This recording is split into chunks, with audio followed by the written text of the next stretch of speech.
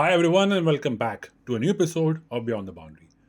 दोस्तों, क्रिकेट में बैटिंग बहुत इवॉल्व हो चुकी है एंड अब टी20 cricket and specially high strike rates का ज़माना है। इनफैक्ट इवन ओडीआईज में 100 के नीचे की स्ट्राइक रेट को यूजुअली खराब माना जाता है। अभी के चल रहे चैंपियंस ट्रॉफी में भी हमने देखा कि पाकिस्तान के कई बैट्समैन को उनके स्लो बैटिंग के लिए बहुत क्रिटिसिज्म मिली, क्योंकि अब ओडीआईज में भी हम ऐसा लैक ऑफ इंटेंट एंड इतने डॉट बॉल्स एक्सेप्ट ही नहीं कर सकते। इस स्लो स्ट्राइक रेट से मुझे एक बड़ा पुराना किस्सा याद आया जिसके बारे में मैं बचपन से सुनता चला आ रहा हूँ। और वो है सुनील गावस्कर की एक बड़ी ही infamous knock in the very first ODI World Cup in 1975। This was in fact the very first match of the 1975 Prudential World Cup featuring India and host England at the iconic Lords। England ने पहले बल्लेबाजी करते हुए 60 overs में, जी हाँ तब ODI 60 overs की हुआ करती थी, 334 पे 4 का बड़ा स्कोर खड़ा किया। अनफॉर्चुनेटली इंडिया का जवाब बड़ा ही अजीब रहा और उस विचित्र चेस को लीड करने वाले और कोई नहीं पर सुनील गावस्कर थे, जो कि इंडिया के सर्वश्रेष्ठ टेस्ट ओपनर माने जाते हैं। Gavaskar played one of the strangest and slowest knocks in ODI history, remaining not out at 36 from an astonishing 174 balls. Yes, आपने सही सुना। Requiring a run rate of 5.58 runs per over, fans ने ये expect किया था कि गावस्कर, जो कि तब तक अपने टैलेंट का झंडा ऑलरेडी गाड़ चुके थे, इंडिया को एक सॉलिड स्टार्ट देंगे।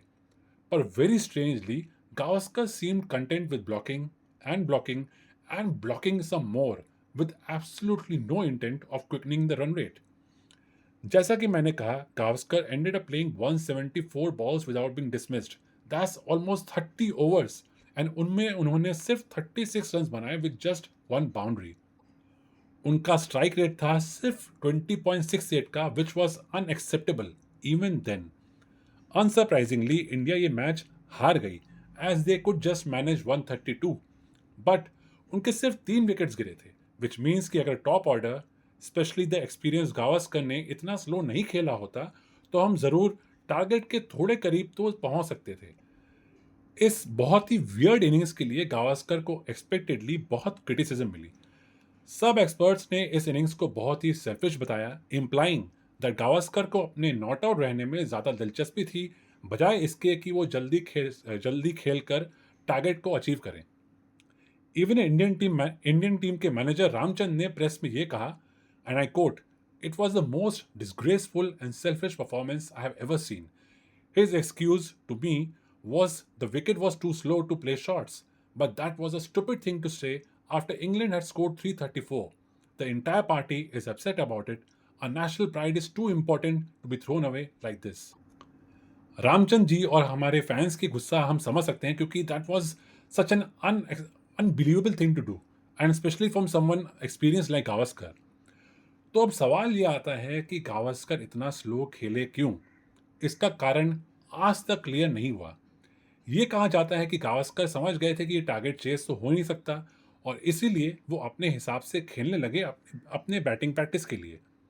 कई लोग तो ये भी कहते हैं कि गावस्कर टीम के सिलेक्शन से नाखुश थे, वे seamers replace the spinners, but that doesn't really make any sense. To be fair, इस मैच के पहले इंडिया सिर्फ 2 ओडीआई ही खेली थी एंड दोनों ही वो हार गए थे, तो इनको इस फॉर्मेट में एक्सपीरियंस कुछ भी नहीं था।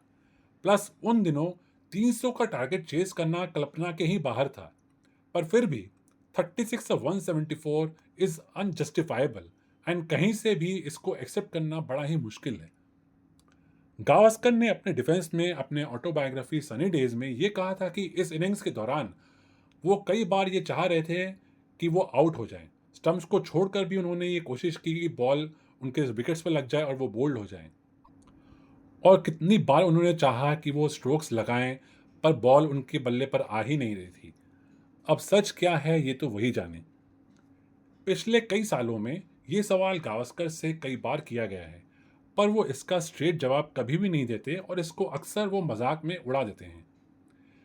मेरा ये ओपिनियन है कि he is embarrassed about that whole episode now, specially जिस तरह से वाइट बॉल क्रिकेट अब खेली जाती है। इस बात का अब वो कोई एक्सक्यूज दे नहीं सकते एंड इसको कोई भी एक्सेप्ट करेगा भी नहीं।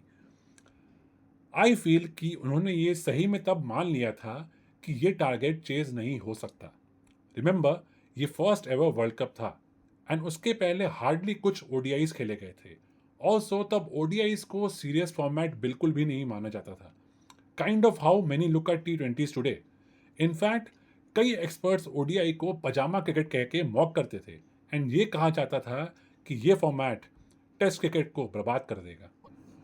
तो उस दौरान मोस्ट प्रॉपर टेस्ट क्रिकेटर्स भी शायद ओडीआईस को सीरियसली नहीं लेते थे एंड इस मैच में ये हो सकता है कि गावस्कर टारगेट चेस करने का सोच भी नहीं रहे थे और सिर्फ अपने बैटिंग प्रैक्टिस में लगे रहे।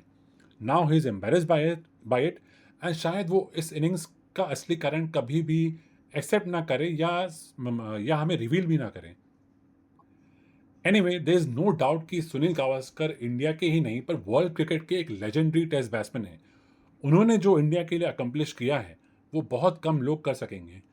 मैं खुद उनका बहुत बड़ा फ़ैन हूँ एंड बचपन से उनके बैटिंग के किस्से सुन सुनकर फैसिनेटेड हुआ हूँ। आज भी मैं उनके पुराने परफॉर्मेंसेस के बारे में पढ़ना और जानना मुझे बड़ा फैसिनेटिंग लगता है। बट देन ये 36 और 174 गावस्कर के लेजेंडरी करियर में एक वियर्ड सा दाग है जो कभी भी नहीं मिट सकता। It is something that no one can really explain, क्योंकि वो ऐसी बिजार और वियर्ड इनिंग्स थी।